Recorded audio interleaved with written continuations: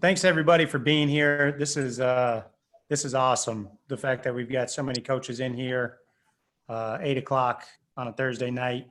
The fact that, several months after the initial murder of George Floyd, we still have so many people active and interested and committed to this conversation is really inspiring. And it's great. I think the narrative when this first came out and you saw the outpouring of support was that this is great, but we hope it doesn't last just for 2 weeks. And again, the fact that we're still here continuing this conversation, and what Brian has done, the first conversation that he put together with his roundtable about a month ago, you see all these other groups that are taking action and other individuals that are taking action and doing their part and using their platform is unbelievable. We had a great panel on Tuesday night with our group Women in Sports with some really powerful conversation, and love the fact that we're back here 2 days later talking about this again with, just shy of 100 coaches.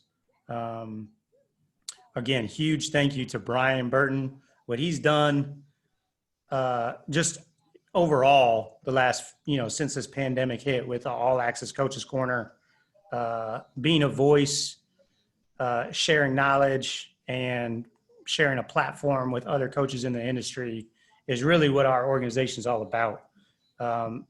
And, we look at it as our responsibility to provide that platform for the coaching industry.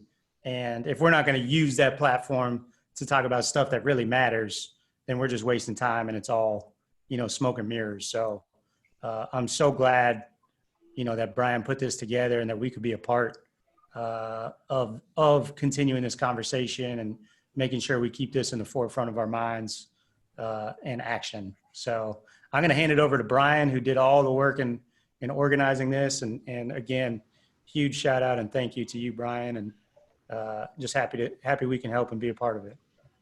Yeah, no, thank you, Adam.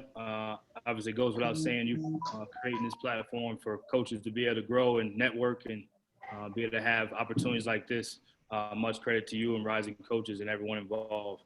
I'll get straight to the point. This is a topic that's really, I'm really passionate about. I'm really convicted about.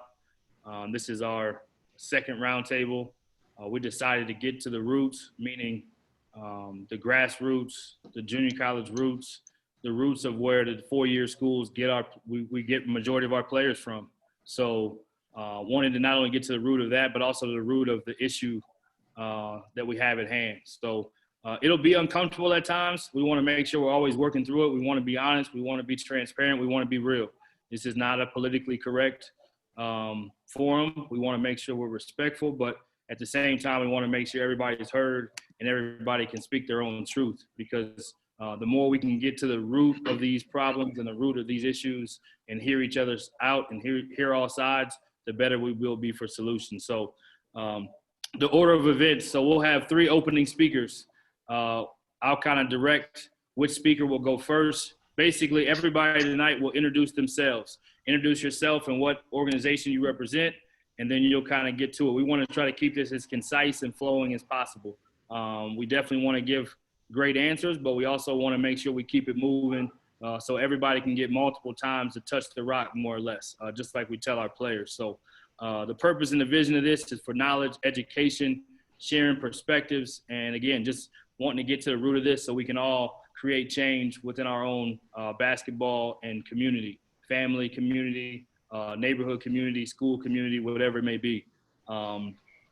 So we want to make sure our answers, we want to try to keep it 2 to 3 minutes, try to keep it brief. Our opening speakers will be 3 to 5 minutes. We'll let those guys have their respect.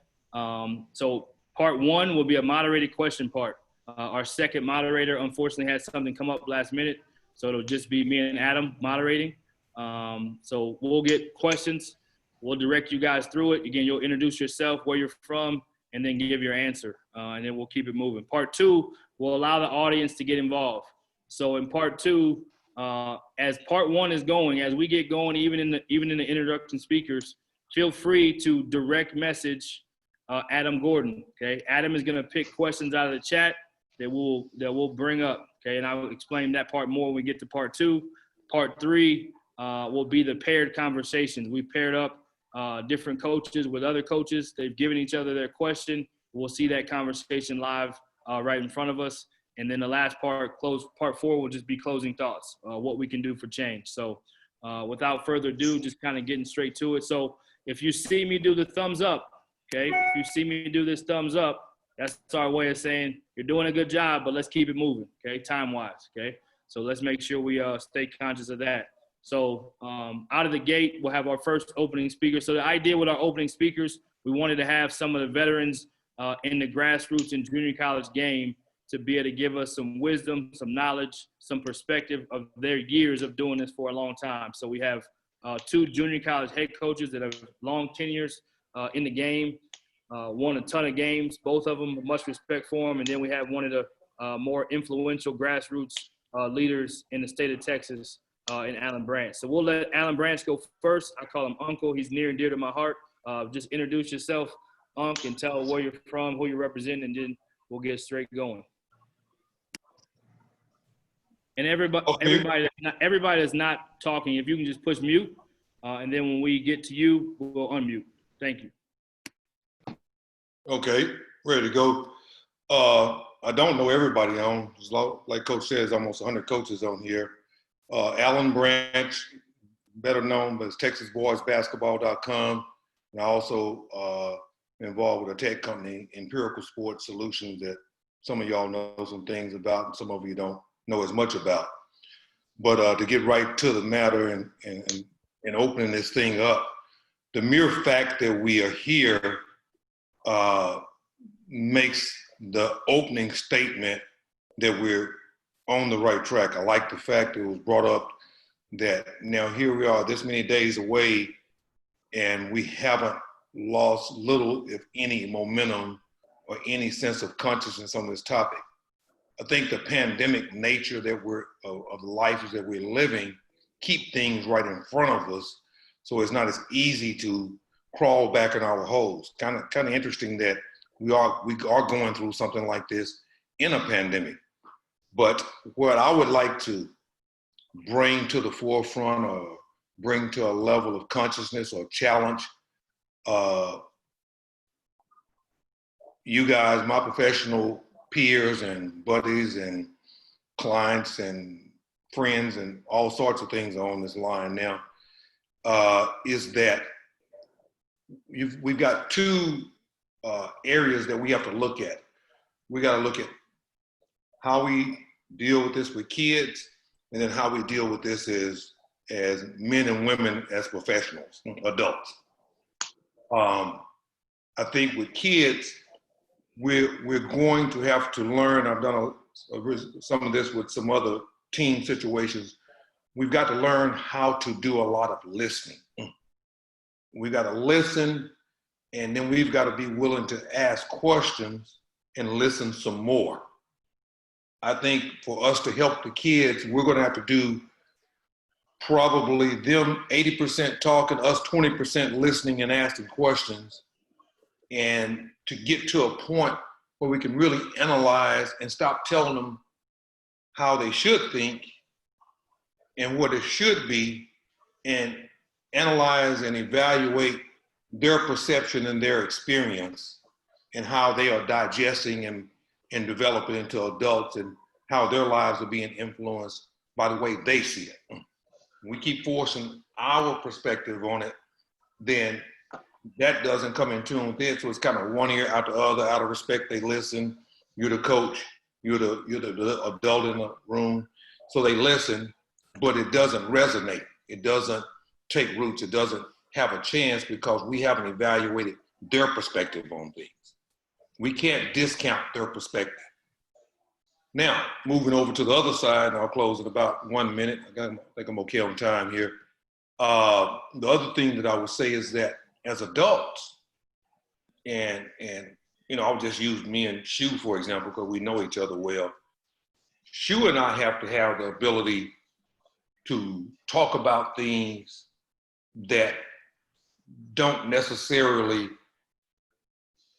it could be a bit awkward, could be presumptuous, we got to be able to talk about things without feeling like there's an accusatory nature of what's going on. Talking about things with a level of transparency that we still walk away with the same relationship we had before we actually, that we've had for the last 10, 15 plus, I guess, 17 years, I think it is. It has to still be there. Shoes and our relationship has just grown in respect over all those years. Which, let's be honest about it, Coach, you and I never had to talk about any awkward or difficult things. We just always talked about how we could make each other better from a basketball perspective and how things would work from that perspective. Now, when we dive into something and we take it to another level, now a level of awkwardness. I think a real interesting thing that may break the ice out here is there's who we are, both black or white, and who we want people to perceive us to be. And I heard a older gentleman say that nobody wants to be caught. There are some people that don't want to be racist, and there are other people that don't want to be caught being racist. And I mean, I think that has to be thrown out there and laid out in a very open way. And I mean, I think when you get into this environment, there is a ruffling of feathers. It's just like coaching players. When you get after them, there's going to be some turmoil. It's going to be. I think that our ability to communicate in the no judgment zone and walk away and say, that's just what I perceive, or that's what I thought. That doesn't, the weather and the climate we're in doesn't make any of us bad people. It's how we manage the weather and climate that we're in that causes bad experiences. So I think we've got to be able to separate our identity from the climate and then communicate about how to navigate the climate and to better manage the climate and to become more weatherproof in a world that, well, let's be honest, is not in a great place right now. And so the ability to talk about those things and those difficult things is going to be very important for us to having success. Or when we come out of this pandemic environment, we start playing games and coaching our teams and scouting and recruiting and doing all these different things we start doing, it's going to slide away. The pandemic is a weird warped blessing right now that gives us an opportunity to really take a look at this. Any other time, we probably wouldn't be able to spend this much time focusing on it.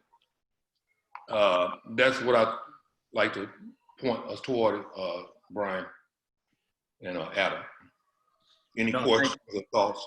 And I'll step back. Thank you very much. Definitely appreciate the OG veteran wisdom. We're gonna keep the program rolling. Go straight to Coach Shu. Just kind of introduce yourself, Coach. Tell us who you are, where you're from, and then get straight to your thoughts. Thank you so much, Alan Branch. First of all, I really appreciate you, Brian, inviting me on to speak. My name is Scott Schumacher. I'm the basketball coach and athletic director of Blinn College. Just completed my 30th year at the junior college level as a head coach. Before that, I had about 3 years experience. So I've been in the junior college level. I've been dealing with a lot of young African-American 18, 19, and 20-year-olds for a very extremely long time. I would say over the 30 years, probably 90% of my student athletes, my guys, have been African-Americans. I think it's just a very sad thing that we had to lose George Floyd for it to come to this. You know, when I saw it on TV and I see it on TV, it just makes you sick to watch that happen. And just a little bit of background on George Floyd. I don't know him, but I don't know if you guys realize this, but he played at Houston Yates High School. Then he went and played at South Florida Community College down in Avalon, Florida. George Walker, who played at the University of Houston, was an assistant at the University of Houston. He got that job, and he started, he was recruiting a lot of Houston guys down there in the early 90s because I was, at the time I was the head coach at Paris, and I used to recruit against him. So I found that interesting that George Floyd had played down there, was from Houston. I think, like you guys have talked about, that I think the number one thing for myself is I really need to bring my players, when my guys get back, is I need to sit them down in the locker room, and I really need to listen to them and have a better understanding of what they have to go through, because obviously don't really have an understanding of what they have to go through. And I think that's huge. I think that's big for all of us to listen to what our guys have to say and decipher how we need to help them get through it. I saw something where I did some, been doing a lot of thinking, a lot of research on all this stuff, that basically that the change that social injustice includes equal access to opportunities. I know that in everything that I've done for the 30 years as a coach, I really overemphasize to my guys to try to help them get their college degrees.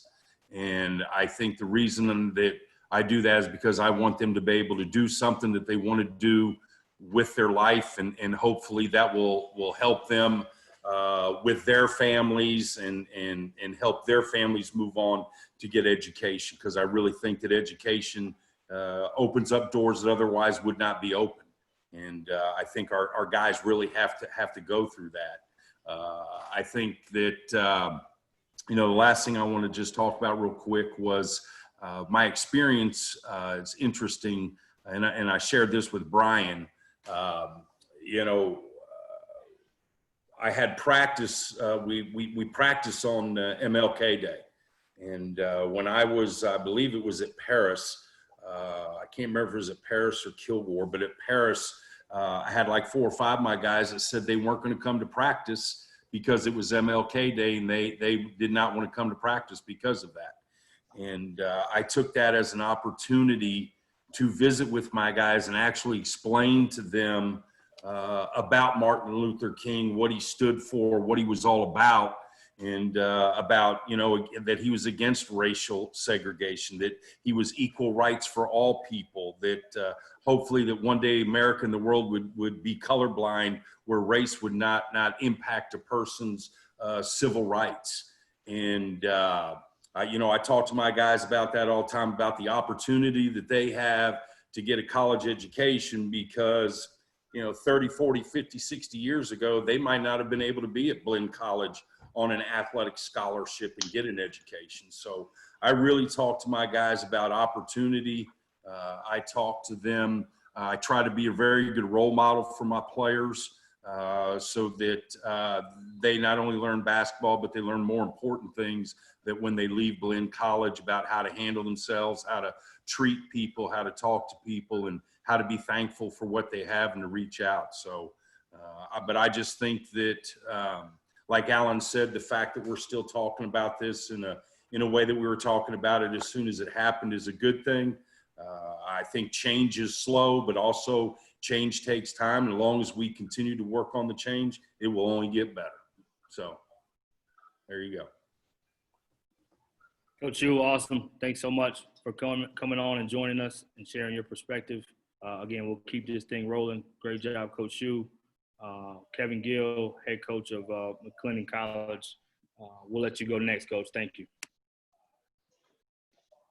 All right, appreciate you, Brian. Thanks for asking me on. I just kind of want to share some information that I received from a lot of older coaches that really helped me develop into being a basketball coach and just a leader of men. And, the few things I want to share with you guys is about coaching and how we can be better.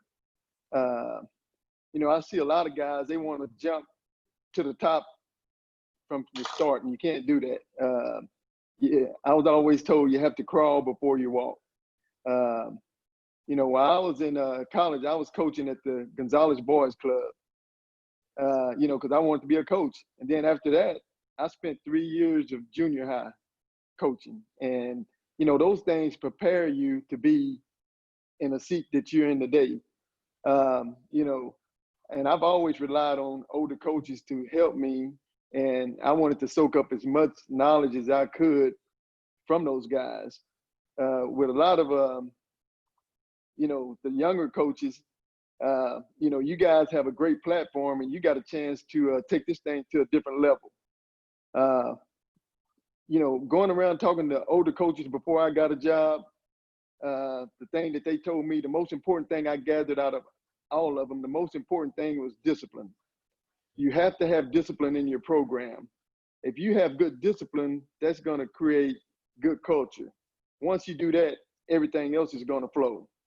I remember in 1996, I was able to get my first head coaching job at Hubbard, Texas. And one of the first things I did, I reached out to a gentleman by the name of Gorey Johnson. He was the head basketball coach at Dallas Kimball, which was a very successful program throughout the years in Texas. I called Coach Johnson. I said, hey, Coach, next year's going to be my first year coaching. Could I come up and watch you practice and sit down and talk basketball? I mean, he welcomed me with open arms.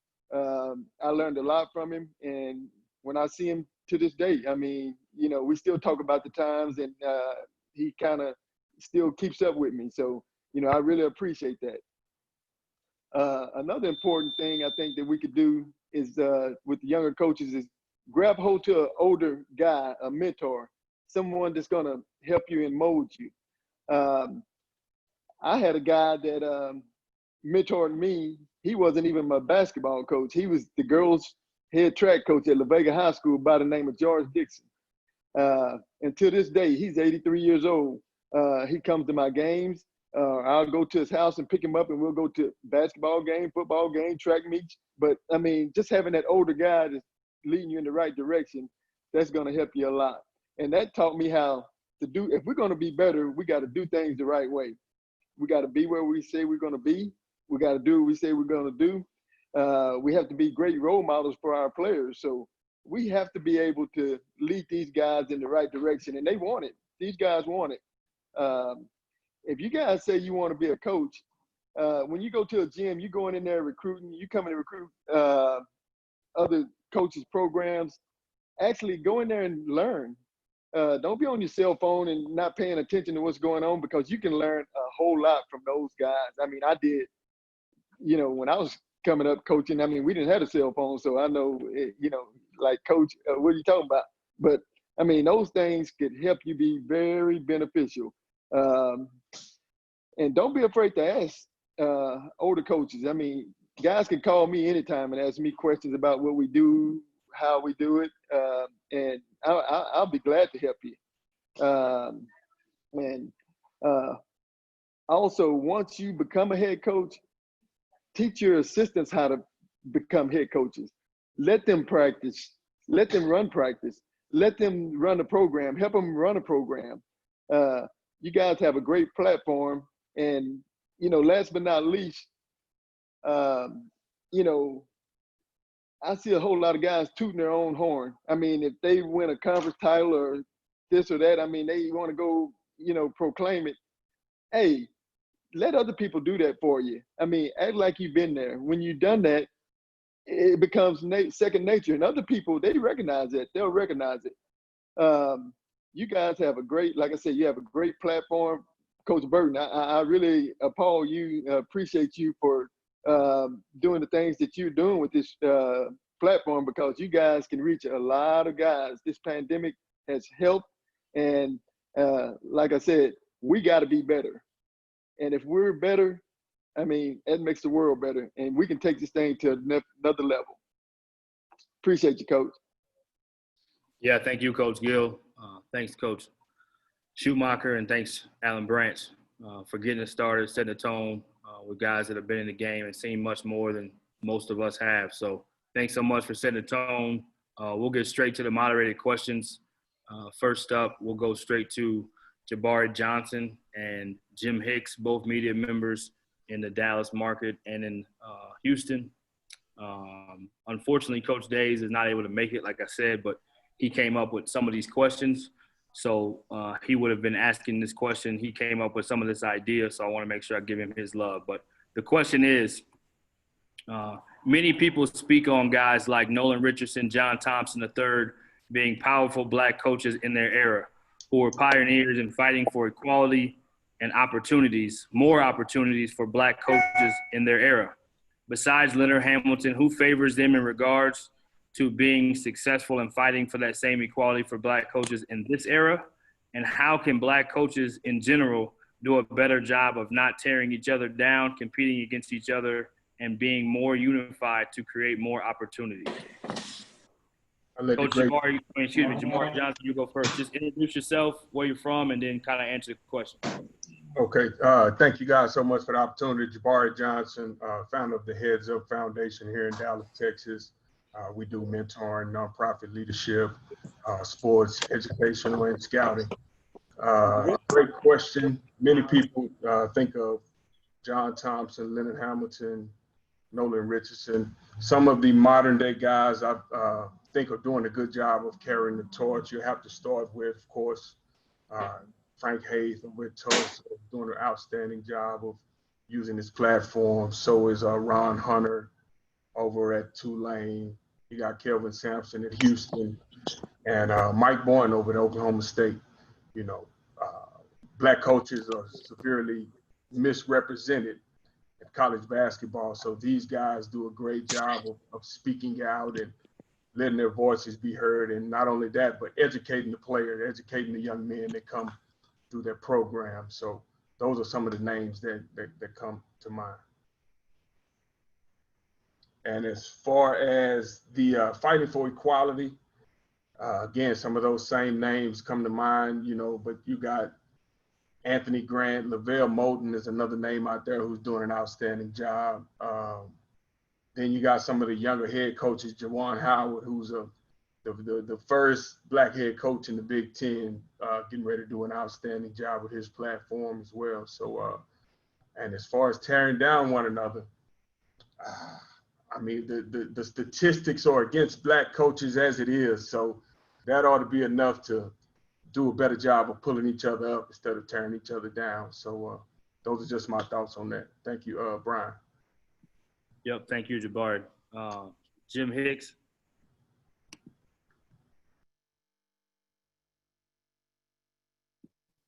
Just go ahead and unmute yourself. Okay, there we go. Yeah, how's it going? Good evening, guys.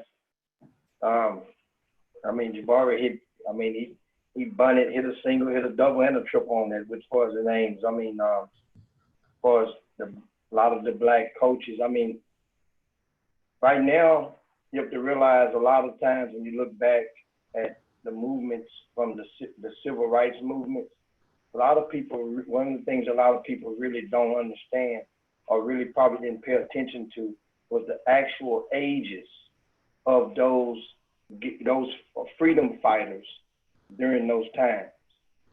And if you haven't done so, I strongly encourage you to make a note right now to do so and just check at some of those guys' ages.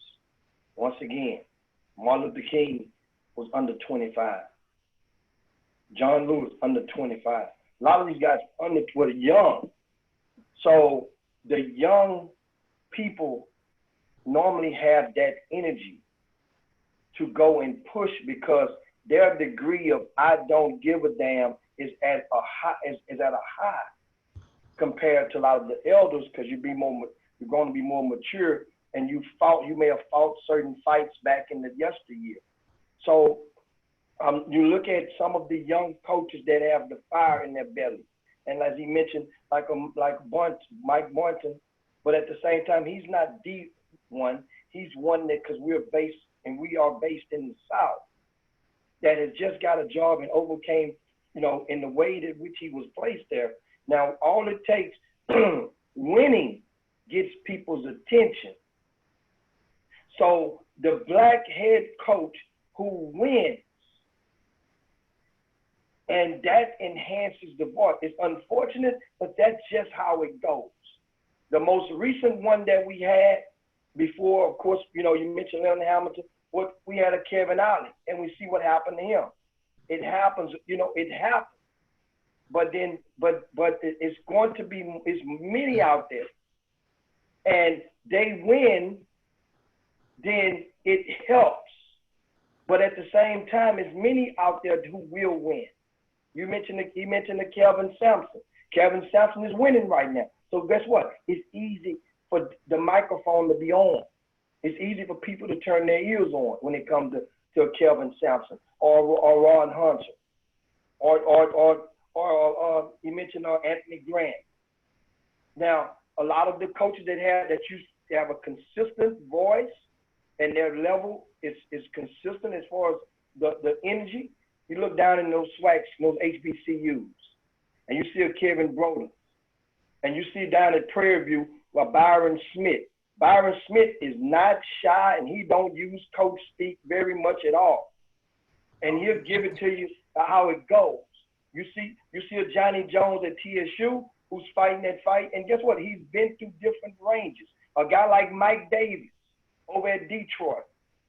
These are guys that ain't scared, but they just know it's just hard sometimes for these coaches. I talk to them, if they know that people are behind them and are willing to at least match, treat it like a 401k, match their energy as they try to fight for you. Trust me, there's a lot of guys out there be willing to fight, guys. I promise you. Yeah. That's what I got to say right now. Yeah. No, very good. Appreciate both you guys and those answers. Great job. We'll go next to Coach Ted Crafts and Coach James Stafford. Again, a question from Coach Days, who couldn't be here. You both have recently been hired as head coaches and also have been Division I assistants. What are 2 or 3 things you can tell us that's wrong with the system to why we don't have more opportunities for Black coaches to be head coaches? Outside of the fact there's not very many jobs in the first place, what other factors in the system are part of the problem, in your opinion? We'll let Coach Crash, you go first. First of all, Ted Crass, just got the head coaching job at Otero Junior College in Colorado. Came from Abilene Christian with Joe Golding. I appreciate you guys for having me on. I'm honored and try to prepare the best I could. I think that in my experience, the little experience I have, the biggest problem is, the solution that we want is that with over 50% of scholarship basketball players in Division I being Black and over 80% of them in the top 7 conferences being Black, I think we all want to see more Black head coaches. And I think that, in my experience with just recently interviewing for a head coaching position and getting it, I learned a lot, and it explained to me a big reason on and why I think it's behind the curve of what we think it should be. And I think that, for one, from ages 18 to 23, majority of Black people that will eventually want to get into coaching are still playing, and they want. So I look at one of my best friends, Solomon Bozeman. When we were both in college together, he was the player of the year in the Sun Belt, and I was a student manager. So at 7:00 at night, Solomon was going to the gym, and I was over there helping Big Mike with his English paper and tutoring Big Mike and helping our ops guy with travel. And, I was, and Solomon went on to make some money playing basketball, and I went straight into coaching. So me and him kind of have the same experience as far as around the game. We're the same age. He's a little older than me, and he would love to be a head coach at Otero Junior College. But, I think I went through the interview process with Otero, and I talked about basketball for about 45 seconds the entire interview. They didn't care about that. They cared about operational standpoint and things that really have nothing to do with basketball, but we know as head coaches we have to do, especially at the junior college level. And and then there's another good friend of mine who was an assistant with me at ACU, Antonio Bostic. Antonio Bostic knows more about basketball than me. He's damn sure a better player than me. He's a better player development than me. But we both became assistants at ACU the first year. And I remember he looked at me one time and he was like, "Hey, we're the same age, but I'm going to keep asking you questions because, you just know a lot more than me, and I'm trying to figure it out. But that was just operational stuff. It wasn't basketball, and so, I think that's one major problem. And I think that one easy solution that I can do as a head coach and that other head coaches can do is try to target some of our student athletes that want to get into coaching and take some time and help them see the things in coaching that are not as fun that we all have to do to move up in this business, and help them learn a little bit about operations. What's wrong with having a junior point guard, help with a bus trip or help with some meals if he wants to learn and he understands what he has to do, if he really wants to get into coaching, so that because the other problem is that most of the paid entry-level positions in our business are operation jobs. There's nothing to do with coaching. If you want to get paid and get an entry-level position at Division I, you're probably not doing a lot of coaching. You're doing operational stuff. And then most of the entry-level coaching positions are unpaid. And that's where we get into a whole bigger problem and a different problem, which is, the white privilege and generational wealth. And that, me from 18 to 23, I was able to be a full-time manager and never got paid. And I'm fortunate and I'm blessed that my parents helped me get through college and that I could focus on. I knew I wanted to be a coach from the time I was 16, and that put me in a position that I was able to be a head coach by the time I was 30. And I understand that. I'm not, I'm not confused on that. And, what's the solution to that? That could be a little more difficult at some levels, but, can we get, student manager jobs or student manager scholarships that, have to go to African Americans? They have scholarships like that up and down the university. It might have anything to do with athletics, but for that reason alone, because I'm sure there's plenty of guys out there that wanted to do what I was doing as a student manager, but they had to go and get a regular job. And that, there's not a lot of paid positions at entry levels. And I think it starts at that age. We're not going to fix overnight that most of the athletic directors are white and that the majority of them are hiring white people. Like, we're not going to fix that overnight. But what we can all do right here in this room is the guys that are 18 and 23, help them see the stuff that the administrators want, and because they don't, at my level, they're not really worried about basketball. They're worried about all the other stuff. And how can I help my 18 to 20-year-olds learn a little bit about that, so that when they get in the position that I was in, they can take advantage of it, please the people that need to be pleased. That just is what it is. But it's not a basketball thing. To me, it's how can we help them with all the other stuff. Great job, Ted. Appreciate that answer, man. Appreciate your research you did on it too. Coach Stafford. James Stafford. I'm a head coach at Ranger College. Just piggybacking a little bit off of what Ted has said, I think the mentoring program, one of the things like I try to do with some of the young players, I kind of identify guys who I think could be coaches down the road. And I think when that happens and you can start talking to them or having those conversations about those type of things, I do that a lot with the guys who I think can be coaches down the road, talking about coaching things. I mean, actually my son, I do a lot with one of my sons and talk to him about coaching things. And so, just giving them the right mindset, like Ted talked about, is more than just basketball. It has a lot to do with in terms of non-basketball stuff. And as a new head coach, I'm finding that out. There's so much non-basketball stuff I've been doing for the last 4 months. It's ridiculous. But those are the things that they need to learn. Just to interrupt you real quick, where have you coached Division I, just so we can have some context, if you don't mind? Okay, I started out, my first job was at the University of Wisconsin. I went to Duquesne University. I coached at University of Toledo, Florida Atlantic University, and SMU. So I spent about 11 years coaching at 5 different schools.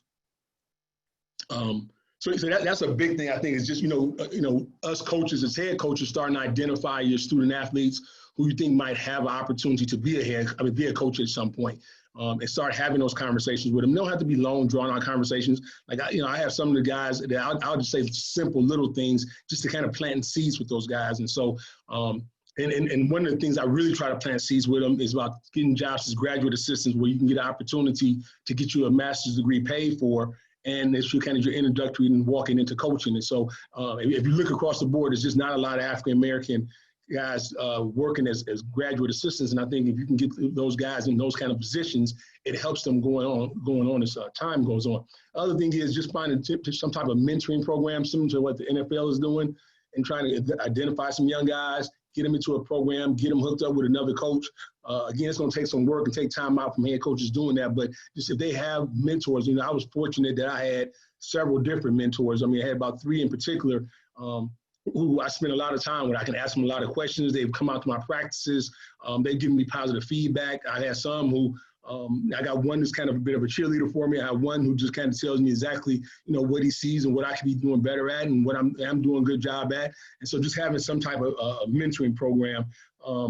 I think one of the other things, and Ted kind of hit on this, is that we can't fix that right away, but we got to start trying to move guys into positions as administrators or athletic directors. If we can get more African Americans to be administrators or athletic directors, I think that you'll have a better opportunity to get guys in positions as coaches. And like you say, like Brian, you had mentioned earlier, there's not a whole lot of positions out there as it is, but if you have more people at the top who are making some of these decisions, they can identify who those people are. Probably the last thing I can think of is I know that a lot of these search firms, they do these meet and greets and they get a lot of coaches in doing that. Somehow, some way to get more Black coaches involved in that, or maybe develop something else that would be good for them, where they can meet and greet with athletic directors, they can meet and greet with these search firms. And I think those things will give guys, give African-American guys another opportunity to be able to get into coaching. Coach, appreciate that, man, very much. We'll go to Yusef and Coach Cole next. Again, one last question from Coach Days. What are you, how are you making an impact on your minority student athletes at your program, bigger than just basketball? What are you doing to help break some generational and family curses, teaching them to vote, rights, et cetera? And how can you help prepare them for life after basketball, even though they're going on to four-year universities after you guys? Either one of you can go first. I'll hop on it, Yusuf. The first part of the question, the how do you impact, minority student athletes? I think that it's the same way we impact all of our student athletes. I saw a quote the other day. I'm going to read it to you. I wrote it down. It says, "The more you love a person, the harder you can coach the player." And Ryan Pannone said that. He's a head coach of the Erie Bay Bayhawks. And I thought that was a really good quote. I think a lot of these kids need love. You got to create a connection with them and grow that bond and really, show them that you care about them. And I think that's kind of something that we do as coaches. We all do it. It's not, it's not a hidden thing. We all know that. Something I did last year that I thought really helped as our team. It helped our kids kind of open up to each other. We took a kind of a trip. In junior college, you don't have all that money to go take your preseason kind of 1 week where you kind of get to know the team. So we went to, we were in Colorado, so we went and climbed a mountain. And on the way down, I made each guy partner up with each other and kind of share some things that they normally wouldn't share with their peers. Something that they've had to overcome in life, or something they normally wouldn't tell a teammate that they've only known for a couple months. And I thought it really helped them connect on a deeper level. I think that's big for these young student athletes, because we all remember being 18 to 23 years old. We all want to be cool. We all care about how we look. We all care about, what somebody else thinks. And I think, early on, when you get your players to connect, on a deeper level and care for each other, I think that really helps them grow as people. The second part of your question about the generational wealth or family curses and voting, I think all that is that stuff that we just need to communicate. We need to talk about. Something that Unc spoke about earlier. I think part of our jobs, not just coaching basketball, we need to help these kids build the ability to think for themselves. So I think we need to have open and honest communication with each other. Help these kids, really talk about what they truly believe in, and then encourage them to reach out to family members, whether it's mom and dad or grandpa or coaches, and get their beliefs, and then formulate, their own beliefs. Because when you're young, you grow up believing what your parents believe. At least that's how I grew up. You grow up believing what your parents believe. And as you go into college, you kind of grow and you start building the ability to think for yourself. And I think that's a big part of our jobs, is to help these kids understand and think for themselves, especially with all the stuff going on in this world. It's helped me, at the age of 31, it's helped me kind of think for myself and look at things at a different angle and understand what I truly believe. So those are my thoughts on it, Brian. Awesome. Thanks, Coach. Yusef? How you guys doing? I'm Coach Yusef Fitzgerald, head coach of Hines Community College down in Utica, Mississippi. And on the first part of the question, how am I making an impact with my minority student athletes at my program? Well, Hines is an HBCU, so I'll have all minorities all the time. So I'm coaching mostly black kids the whole time here. My 3 years here, it's been all black. And what we try to do is we incorporate our community. So what I like to do is I go out and I find me some lawyers, I find some jobs, different jobs around the community and in the city of Jackson with some business partners that I know of mine that growing up. And we try to encourage them to work during the summer. So I had some guys doing some yard work, landscaping stuff. And during those times they're working with those people, I ask all those folks to show them a model of how they can create the same thing. A lot of times they don't even get exposed to these opportunities or even the thought process of how can I be my own boss? How can I work for my own self? How can I do things to create, like we want to say in the second part, of generational wealth or breaking those family curses by stepping in and learning these things now. I do a lot of truth talks. So a lot of my guys are not going to play overseas or in the NBA for basketball. They're going to go on to a 4-year school, get a degree, but a lot of them not going to have, the blessings and the opportunities and the luck that comes with getting those jobs overseas and playing. And what we do is I try to steer them into other avenues. I got one kid that was playing for me 2 years ago. Now he's a truck driver. He's traveling across the country where he's going from California to Pennsylvania driving trucks, and he loves it. He said to me, Coach, I appreciate you for giving me those real talks, because before that, it was all they told me was basketball, basketball, basketball. And nobody realized that even for most of us on this panel that are basketball players, that's all we knew. We didn't know anything else when we came out of that thing. Like, when you got through with school, it was like, oh, what do we do now? And it's like, oh, go into coaching. Well, it's hard to get into coaching because of the situation of how it works. It is what it is on what we're dealing with the systemic, problems. But we got to give them other avenues and not putting the end of all ends bouncing the darn ball, because when that ball stops bouncing and that's all they know, that's all they're going to do. So we try to give them those opportunities outside of basketball here. Our community service projects that we do, I always encourage them to talk to some of the organizers and the bosses of those places so they can see how to give back in different things. So that's some of the things we do. I encourage all mine to think positively and for themselves as well.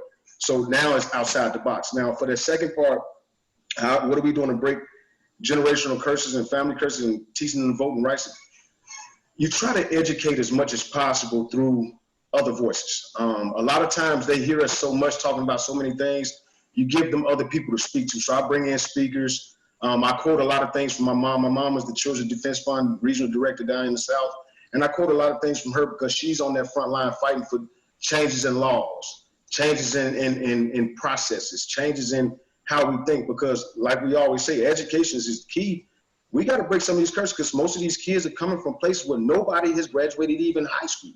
I got one kid who nobody graduated high school from him, and he came to me, and now he's getting his master's degree. He's broken that curse. So we encourage that part of it, and then we have to give them the reality of what's really going on. A lot of times, like everybody says, that uncomfortable conversation you don't want to have. Well, get off your scared, pompous behind and say what needs to be said and quit being afraid to say it. Like, it's not going to hurt any feelings. The thing that I love is I hurt feelings now.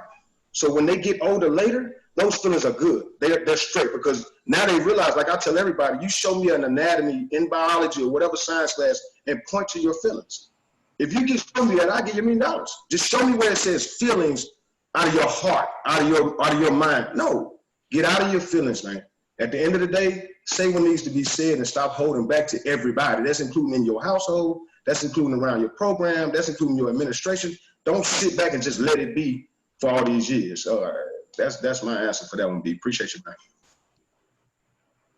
Yeah, great stuff from both of you. I really appreciate those answers and the thought you put into them. Coach Aaron Smith and Nick Wade, this question is for you. Being in a biracial marriage, your children will be mixed. They will grow up in a world differently than someone who has just one race. Will you teach your kids to see color or to be colorblind, or that there's power in color? And how will you prepare them in a country that is struggling with inequality and social justices?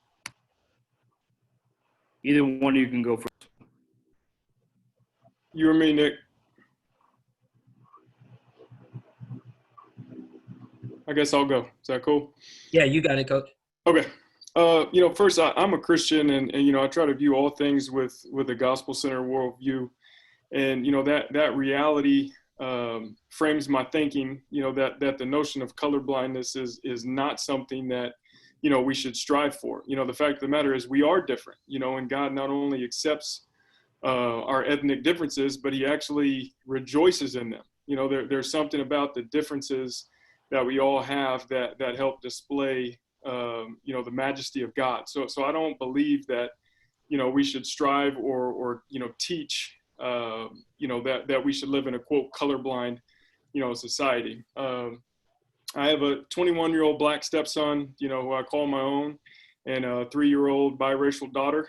Just, in regards to the second part of the question, how will I prepare my children to live in a country and in a world that's still struggling with, all these inequalities and injustices? I think for me, it's two things in particular. Number one, we need to teach that every person is created after the image of God and therefore has an inherent worth, an inherent value, and an inherent dignity. And number two, we need to teach them that this world is broken, but that God has equipped us to work towards mending that brokenness. That he wants to use my children and your children. As Mr. Hicks talked about, the leaders in the civil rights time were young. Like God wants to use our children as his instruments, to make all things new. And that's our responsibility, and it's their responsibility. So for me, if we aren't training ourselves and our children to one, recognize, that brokenness and the injustices therein, then and also to do something about it, then I think we're failing them. And I think that's just kind of the quickest way that I can answer both of those two questions. First of all, I want to thank everybody on the panel for having me, and just hi to all the coaches out there. I hope everybody's staying safe.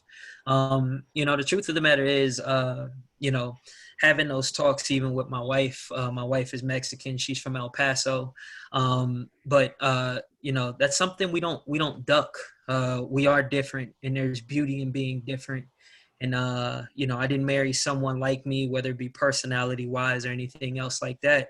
I think it's kind of what Coach, Smith touched on too. There's beauty in that, and you can rejoice in that. I think that the thing that's important is, and when we've talked about starting a family and things like that, for the sake of being real and being on this round table, the truth of the matter is we will probably be raising an African-American labeled daughter or son, and what comes with that. And I think that that's important not only to understand, but I think that there's a lot of dignity and there's a lot of honor in that. But it's just the way things are. And me as a parent or even as a coach, pretending those thoughts, those views aren't out there, I think would be setting people up, for failure, especially in my own household. So, me and my wife have talked extensively about that.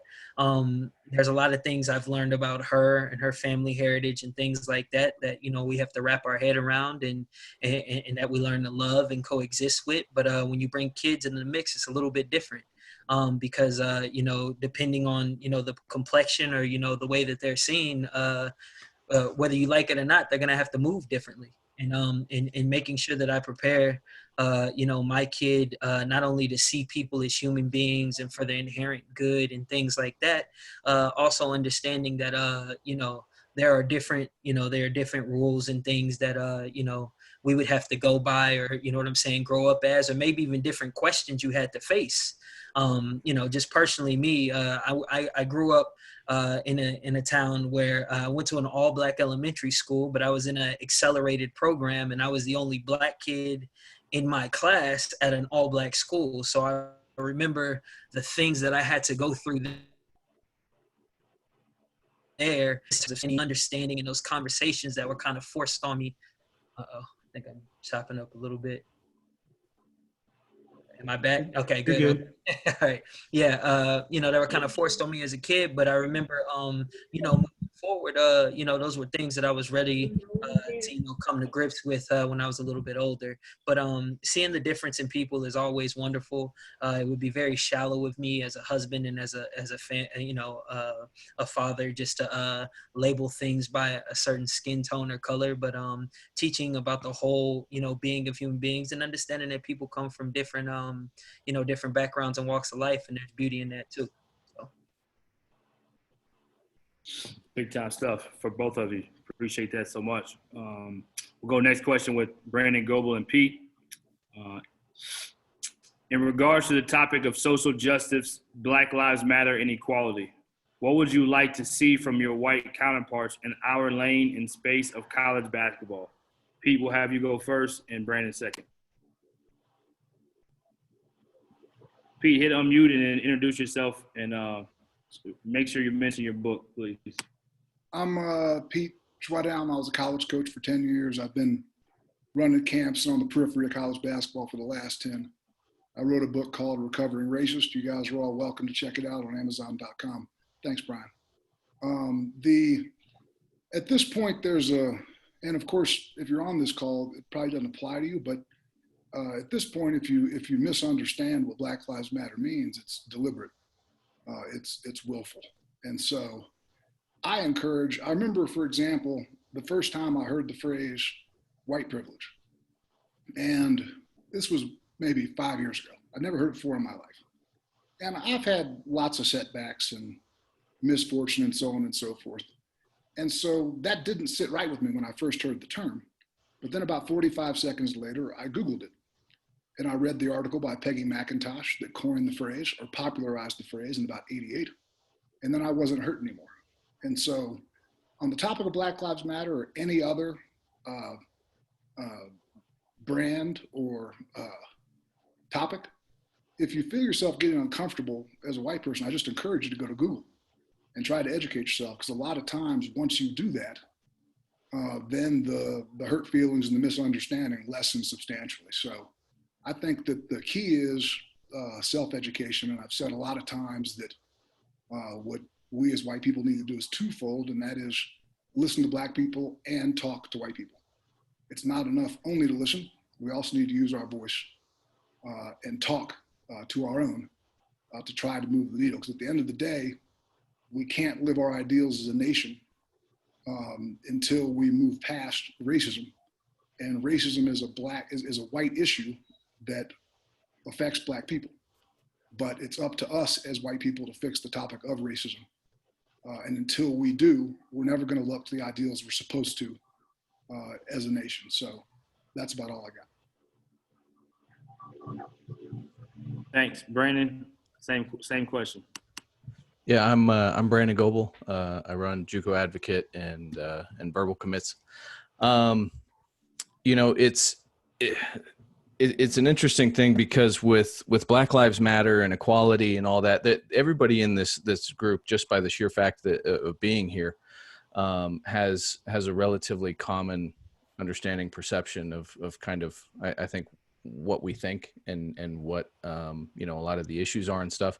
And so from our counterparts, especially in my walk of life, and on my side of it, where I'm spending a lot of time talking to thousands of coaches in a year at this point. And, Coach Pete is talking to thousands of coaches, and, Hicks is talking to thousands of coaches.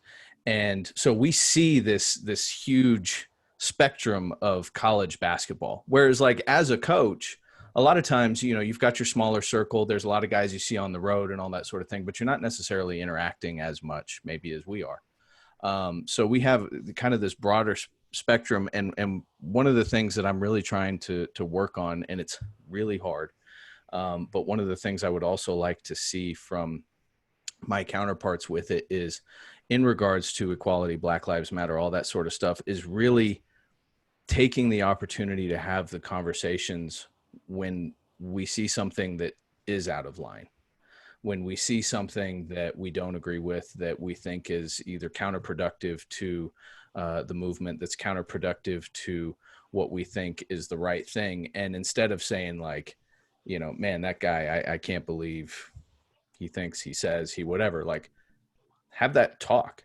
You know, we have to be strong enough, brave enough to pick up the phone and say, hey, you know, I saw something you said, I saw something you did, I want to talk to you about it. And it doesn't, you know, it doesn't have to be an accusatory thing. It doesn't have to be this, you know, hammer somebody over the head thing, because I think if we're really committed to affecting change, and if we're really committed to being a part of this process, that we have to be also understanding that people are going to make mistakes, people are going to say things, people are going to do things, and we have to give some benefit of the doubt of being of saying, hey, be open to the conversation, and like, let's have it right now and see if we can help educate and see if we can help move on and have some good positive change with the people that we are around and spend our days with and have our conversations with and things like that. So, you know, and again, it's difficult for sure. I mean, there's still a list of calls that I need to make, that I want to make, that conversations that I want to have and stuff where, you know, you get nervous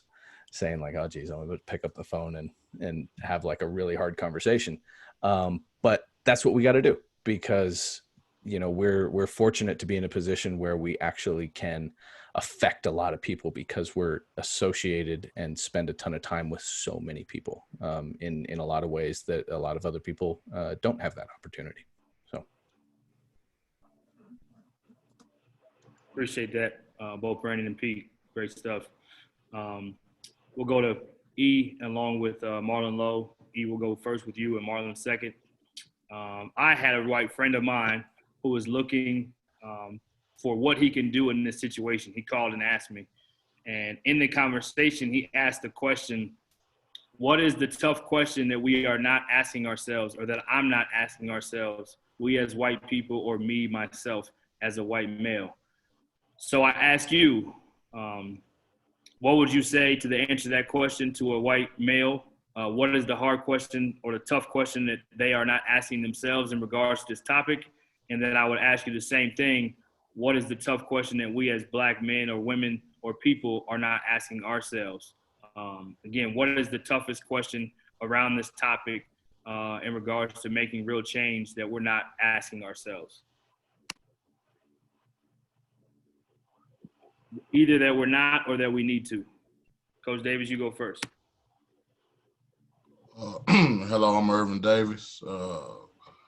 I'm director of Dallas Showtime. Been director since the year 2005. Also have a recruiting service, Dallas Showtime basketball report. Has been a certified scouting service since the year 2007. I appreciate you having me on, and appreciate being on here with these colleagues and peers that I'm on here with. I think one of the toughest questions that we have to ask ourselves is sometimes I think we look at a kid, especially a young Black kid, and coming from his perspective, and I think you need to ask yourself sometimes, why is that kid so angry? You know, a lot of times, you know, you just kind of, a kid is angry all the time, or you see him as being a problem child or whatever, and you're so ready to just kind of just let them loose and just, you know, turn your back on them in some ways and just say, hey, let's just go and get another one. Let's just go get another one. I mean, this one didn't work. I mean, we can go find another 6'4" Black kid anywhere. And I think sometimes you gotta really get to know that kid, know that person, know where that kid's coming from. Ask that kid questions. Ask him why he feels the way he do. And like Mr. Brent said earlier, do more listening sometimes than talking. I mean, you don't know. There's no way you can know. And the only way you can educate yourself about something that you don't know is to ask questions. And I think that's the main thing. And by having this panel on, I'm glad to see, you know, it's not just a group of Black coaches, a group of black recruiters. I mean, it's everybody. It's all colors, all races. And I think this is the beginning step. I mean, because we know who we are. I mean, I've been Black my whole life, you know, so I don't need to ask myself what it is to be a Black man in today's society. I know how people sometimes look at me. I know how sometimes people think. I know most people would never think that I got 2 master's degrees. I know that. I know that when I walk around. I know what people think of me being a Black man. But this right here, I'm thinking, is the beginning of applying change. And one thing about ourselves, I would ask real quick, is just as a black person, I just got to say we got to stop. We got to, as I said, why do we hate ourselves so much? I mean, you know, before we worry about everybody else, we got to treat ourselves a certain way. I mean, the way how we even treat each other in the coaching world. I mean, the hate that's out there trying to, you know, you don't want guys to progress because you want to keep them at a certain level to make you feel at a certain standard. I mean, why use this coach? You don't want to help this coach because right now you're using him to help you with your job instead of trying to help him elevate so y'all can all elevate together. And that happens from everywhere down. I understand from junior high to AAU to high school to college. But that's kind of how I would answer that question, Brian. Appreciate it. I appreciate you. That was great. Marlon? That's good, Big E. Yeah. Those grassroots guys know a little bit after all, huh? Yeah. Like you said, never coached before. I'm glad to be a part of this, man. I've been listening, learning a lot, getting an opportunity to hear a lot of people's perspectives, and it all matters. Hard questions that I think other people should ask themselves is, what are they willing to share in? What are they willing to share in, basically? Are they willing to, and are they willing to approach their friends and talk to them about things that they're involved in that limits opportunities for other Black people, whether it's in corporate businesses or if it's in coaching industries? Like, I had a friend ask me about 2 weeks ago, well, not ask me, but conversate with me about 2 weeks ago and said he actually went to some friends and asked him about the number of people Black people that he have hired on his staff. The resumes, how many resumes. I don't know if y'all know or not, but when things went a few months ago, when things started going crazy, if you hadn't heard the rumor, like Coach Sampson at the University of Houston, I heard that he went back and he asked a lot of different coaches in the programs, how many Blacks do you have on your staff? He asked administration, how many Blacks are working in administration? Like, are you willing to do that to some of your friends and colleagues to understand, like, there needs to, in order to be able to help other people, you have to be able to share in some resources per se. United States is 10% of the world's population. However, we use 50% of the world's resources. I mean, that's selfish, if you ask me. But this is about trying to help. And how can we help each other? Jim Hicks is on here. He has the Chop Shop. He has a Black-owned media company that gives out information. Are some of your colleagues willing to invest in his Chop Shop, you know, for Black media, to be able to help other Black people to be able to have some understanding where they don't have to hear CNN all the time. They hear different perspectives, and he's been doing a great job on that with him and Robert Hatter. I do some small things myself, but I'm not going to put that out there. In regards to what are we asking of ourselves and need to do of ourselves, I would say to Black people, you need to find some Black ice. Find Black ice, taste it, enjoy it, love yourself. Find some, stop thinking that everybody's got, you got to hear one group over another. Power respects power. And in order to be able to get power, you have to be able to love yourself and learn how to galvanize yourself and grow as a community. When you grow as a community, things happen. We're talking about police reform. Everybody's screaming about police reform, which is a good thing. But if you don't have power and politics, don't control the economics and the politics in your own community, then the police reform is for nothing. People are going to go back to doing what they usually do. So that's what I would say right there is, but we start talking about it. And for those that don't know, Black people always say, oh, we think that, white ice is better. They got colder ice and colder water than we do. So I told Black people, you need to taste it and enjoy it. And it's okay. But that's what I say to ourselves. So thank you. Yeah, thanks both of you. Let's go to Hank and Tom. Both head coaches in junior college level, at the junior college level. Both of you have posted and made public comments about Black Lives Matter. Really, both of you have made several posts about it. So you seem to be very passionate about that topic. We appreciate that and appreciate you being on here. You've also been positively outspoken about coaches standing for justice and then changes need to be made, which is outstanding. What do you say to the people that are the all lives matter people who almost don't want to give credit or take offense to the concept of Black Lives Matter? And how do you handle talking to a person of the same race as you who may not necessarily think or be as outspoken in support and maybe on the other side of this and think that all of this Black Lives Matter is overblown?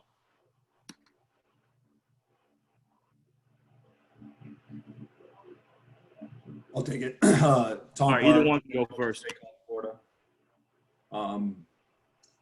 So, I mean, I think there's just so much ignorance in the world where people actually think that Black Lives Matter is a hashtag. I'm sorry, Coach. I didn't say where you're from. Will you introduce where you're from too? I'm sorry. Yep. Tom Parks, head coach at State College of Florida in Bradenton, Florida.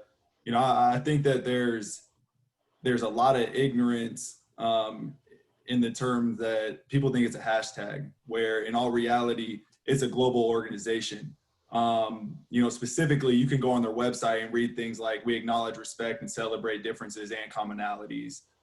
Things like that, they're very outspoken about believing that all races are connected. And I think it simply, Black Lives Matter simply states that Black lives are undervalued.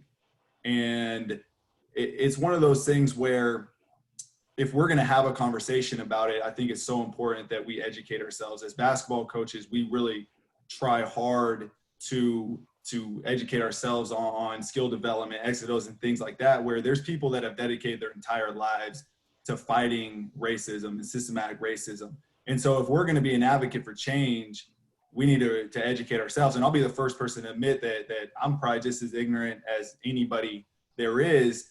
But it took the George Floyd incident, it took having a conversation with one of our student athletes who indicated that could have been him.